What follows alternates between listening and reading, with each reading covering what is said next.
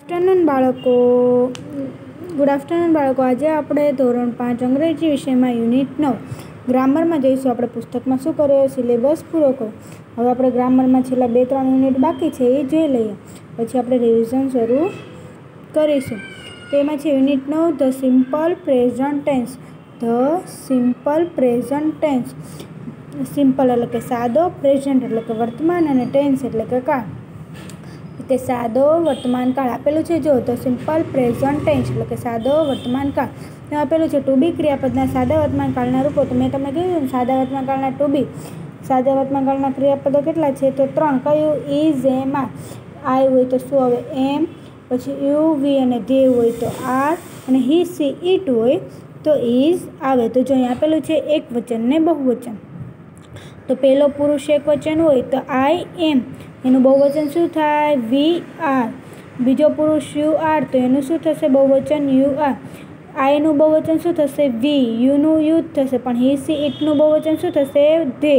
He she it જોડે શું આવશે? ઇઝ। તો આઈનું બહુવચન વી, યુનું બહુવચન યુ અને હી સી ઇટનું બહુવચન ધે। તો વી યુ અને તેનું બહુવચન શું થશે? ક્રિયાપદ તરીકે આર આવશે, જ્યારે આઈનું એક વચનમાં એમ, યુનું આર અને હી સી ઇટનું ઇઝ આવશે। તો એ રીતના બીજું છે હેવ એઝના સાદા વર્તમાન કાળના રૂપો। તો આપણે હેવ અને એઝવાળું 7મી યુનિટ જોયું, તો એમાં શું આવતું હતું? આઈ, વી, યુ અને ધે જોડે હેવ આવે, જ્યારે હી સી ઇટ જોડે શું આવે? ક્રિયાપદનું રૂપ હેઝ આવશે। હેવ એઝ, તો જો પહેલો પુરુષ એક વચન તો આઈ જોડે હેવ, તો વી જોડે પણ હેવ। બીજો પુરુષમાં યુ જોડે હેવ, તો બહુવચનમાં પણ યુ જોડે હેવ। પછી હી સી ઇટ હોય તો જ ખાલી હેઝ આવે, બાકી બધામાં શું આવશે? હેવ। ધે જોડે પણ હેવ। તો આનો મતલબ શું થયો કે આઈ, વી, યુ અને ધે હોય તો હેવ આવશે, હી સી ઇટ હોય તો હેઝ આવશે। અને એવી જ રીતના સાદા વર્તમાન કાળમાં શું આવ્યું હતું? વી, યુ અને ધે જોડે આર, આઈ જોડે એમ અને હી સી ઇટ જોડે ઇઝ ક્રિયાપદ તરીકે આવે। પછી એવી રીતના જો રોજિંદી અથવા ટેવવશની થતી ક્રિયાઓ દર્શાવવા માટે ટુ પ્લે ક્રિયાપદના સાદા વર્તમાન કાળના રૂપો, એટલે કે એક આપણને ઉદાહરણ તરીકે સમજાવીને આપેલું છે। તો ચલો આઈ પ્લે છે, તો એનું બહુવચન શું થાય? જો અહીંયા જોયું તો આઈનું શું થશે? વી, તો આઈ પ્લેનું શું થઈ જશે? બહુવચનમાં વી પ્લે।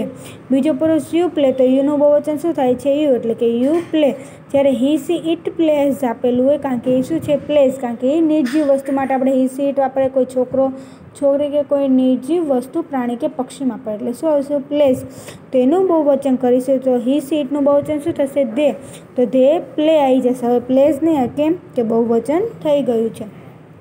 તો એટલું યાદ રાખવાનું, એક વચનમાંથી બહુવચન કરવાનું કે તો આઈનું વી, યુનું યુ, હી સી ઇટનું શું આવશે? ધે આવશે। તો ચલો આગળ જોઈએ। હવે દરેક વાક્યમાં ક્રિયાપદનું મૂળ રૂપ વાપર્યું છે, કે દરેક વાક્યમાં શું વાપર્યું છે? જે ક્રિયાપદ હોય એનું મૂળ રૂપ જ વાપરવામાં આવ્યું છે, જેમ હી સી ઇટ જોડે ઇઝ, આઈ જોડે એમ અને યુ, વી અને ધે જોડે આર।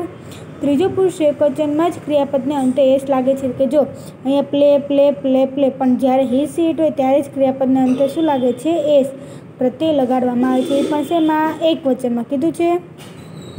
ત્રીજો પુરુષ એક વચનમાં ક્રિયાપદને અંતે double S, S H, C H, x કે ઓ આવેલું હોય તો ઈએસ પ્રત્યય લાગે છે। આપણે બહુવચન કરવાનું જોયું હતું, અમ્બ્રેલા, ઝાડ, કલરફુલ્સ, એમાં આપણે લગાવતા હતા ને નિયમો, એફ કે એફ હોય તો કાઢીને વી એસ, વાય હોય તો એસ, પછી O, double X, S, S H, C H હોય તો શું આવશે? ઈ એસ લાગે।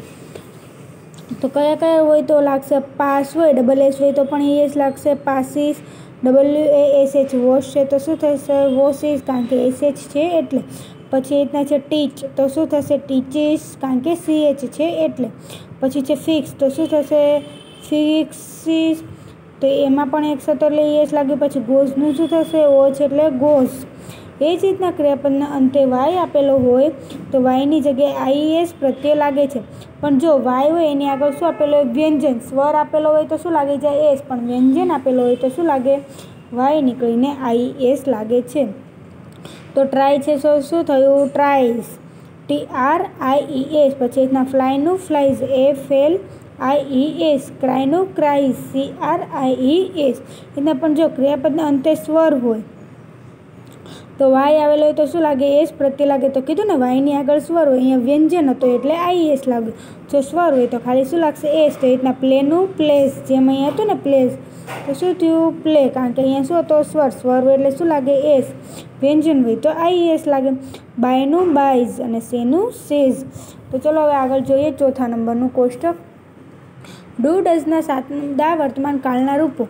तो चलो एक वचन में शुं आवे आई पछी शुं आवशे यू अने ही सी इट तो आई जोड़े डू तो वी जोड़े पण डू आवशे यू जोड़े डू तो यू जोड़े पण डू ही सी इट जोड़े शुं आवे डज अने ते जोड़े डू। तो जो आमां शुं कहेवा मांगे छे जे रीतना हेव एज आवे छे ने आई वी यू अने ते जोड़े हेव एज आवे हेव आवे एवी रीतना आमां आई वी यू अने ते जोड़े डू आवशे त्यारे ही सी इट जोड़े डज आवशे।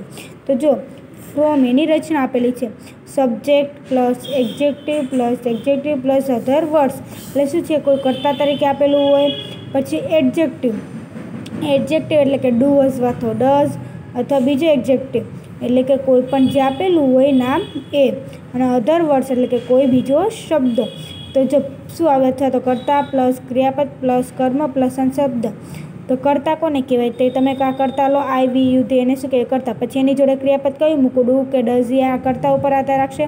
कर्म धारो के प्ले गेम पछी किक तो एने कर्म कहेवाय अने अन्य शब्द अथवा तो अन्य शब्द एटले के रिंग एवुं कोई आपेलुं तो ए शुं कहेवाय अन्य शब्द। तो जो अहींया जोयुं आई ई कर्ता थयो प्ले ई शुं थयुं क्रियापद क्रिकेट तो ये शू थयुं कर्म अने अधर वर्ड्स तो कयो आवे एवरीडे एटले के अमे दररोज क्रिकेट रमीए छीए। एवी ज रीतना छे नकार वाक्यनी वाक्य रचना आपेली छे तो I do not we do not जे होय एनी पाछळ शुं लगाई देवानुं छे नॉट लगाई देवानो छे। तो ए रीतना यू डू नॉट तो यू डू नॉट बहुवचन में त्रीजो प्लस ही डज नॉट अने इट डज नॉट तेनुं बहुवचन शुं थशे तो ए डू नॉट ए बधानुं शुं थशे डू नॉट में पण एवुं ज आवशे आई वी यू अने ते होय तो डू आवे ही सी इट होय तो डज आवशे तेनी पाछळ शुं लगाई देवानुं नॉट आवे तो एनो टी नॉट लगाई देवानुं। तो प्रश्नार्थ वाक्यनी वाक्य रचना शुं छे do does plus subject plus objective plus exact plus अधर वर्ड कारण के प्रश्नार्थ वाक्य बनावता सौथी पहेला शुं आवे जे करता आपणे जे क्रियापद होय डू अथवा तो डज जे होय ए आवे बराबर। आपणे डू लख्युं तो एनी जोड़े क्रियापद तरीके शुं लीधुं यूज पछी आपणे सब्जेक्ट एटले के करता कयो लीधो प्ले ऑब्जेक्टिव शुं लीधो क्रिकेट अने अधर वर्ड शुं लीधो एवरीडे। तो आपणे आना ज वाक्यने शुं बनाव्युं आपणे प्रश्नार्थ वाक्य बनाव्युं। प्रश्नार्थ वाक्यमां पहेला क्रियापद आवशे अने पछी आवशे करता।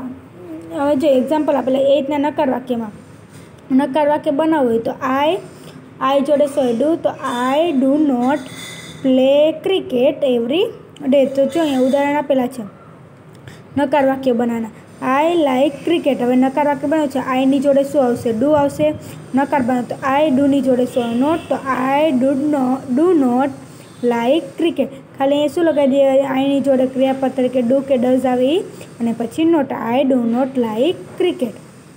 एवी रीतना बीजुं छे अमर केचीज ध बॉल अमर छे एटले त्रीजो पुरुष एक वचन तो शुं आवशे डज नॉट तो अमर डज नॉट केच बहुवचन होय ने केचीज छे ने तो पछी बहु नकार वाक्य बनावी प्रश्न में कई पण तो एस केस निकळे के अमर डज नॉट केच ध बॉल। दे सीट इन ध गार्डन दे छे तो शुं आवशे डू एटले दे डू नॉट सीट इन ध गार्डन। तो चलो खबर पड़ी कि जो अहींया शुं कहेवा मांगे छे अलग अलग वस्तुओं कहेवा मांगे छे।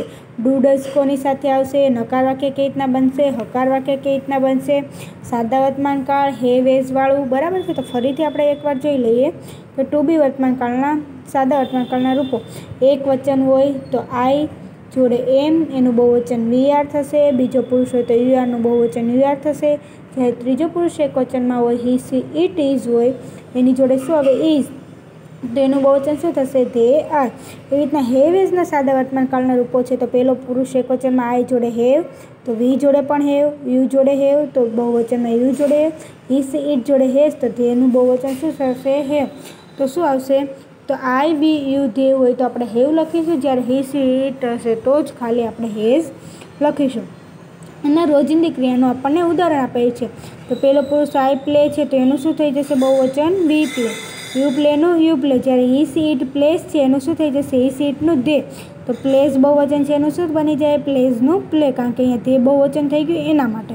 પછી શું કીધું અમુક નિયમો આપેલા છે. કોઈ ક્રિયાપદ હોય એની પાછળ શું લગાવી દેવાનું એસ. જ્યારે S double S C H x કેવો હોય તો એસ પ્રત્યે લાગે છે. એ રીતના પાસનું શું આપ્યું હતું પાસીસ, વોશનું વોશિસ, ટીચનું ટીચીસ, ફિક્સનું ફિક્સીસ, ગોનું ગોઝ. એ જ રીતના ક્રિયાપદના અંતે વાય હોય તો વાયની જગ્યાએ શું લાગે આઈઈએસ. પણ વાય છેલ્લે હોય પણ આગળ જો વ્યંજન હોય તો વાય નીકળીને શું લાગે છે આઈઈએસ. તો ટ્રાયનું ટ્રાઇઝ, ફ્લાયનું ફ્લાઇઝ, ક્રાયનું ક્રાઇઝ. પણ જો ક્રિયાપદના અંતે વાય હોય ને આગળનો અક્ષર કેવો હોય સ્વર હોય તો શું લાગે ખાલી એસ લાગે. તો પ્લેનું પ્લેઝ, બાયનું બાયઝ અને સેનું સેઝ. એવી રીતના છે ડુ ડઝના સાદા વર્તમાનકાળના રૂપો. તેમાં જો આઈનું બહુવચન વી, યુનું યુ અને હી સી ઇટનું ધે થાય. તો આઈ વી યુ અને ધે હોય તો શું આવશે ડુ. જ્યારે હી સી ઇટ હોય તો જ ડઝ આવશે. કેમ કે ડઝ ઈએસ લાગે. જો અહીંયા કીધું હતું ને ઓ હોય તો શું લાગે ઈએસ. એ ક્યારે વપરાય એક વચનમાં હોય ત્યારે. તો આપણે ડુ પાછળ ઈએસ લગાવી દઈએ તો ક્યારે વપરાયું એક વચનમાં હતું ત્યારે. એની વાક્ય રચના શું છે કર્તા પ્લસ ક્રિયાપદ પ્લસ કર્મ પ્લસ અન્ય શબ્દ. તો કર્તા તરીકે આઈ, ક્રિયાપદ તરીકે પ્લે, કર્મ તરીકે ક્રિકેટ અને અન્ય શબ્દ એવરીડે. એવી જ રીતના છે નકાર વાક્ય. તો નકાર વાક્યમાં શું આવે નોટ લગાવી દેવાનું. તો ડુ શેની સાથે આવે તો આઈ વી યુ અને તે જોડે ડુ આવે.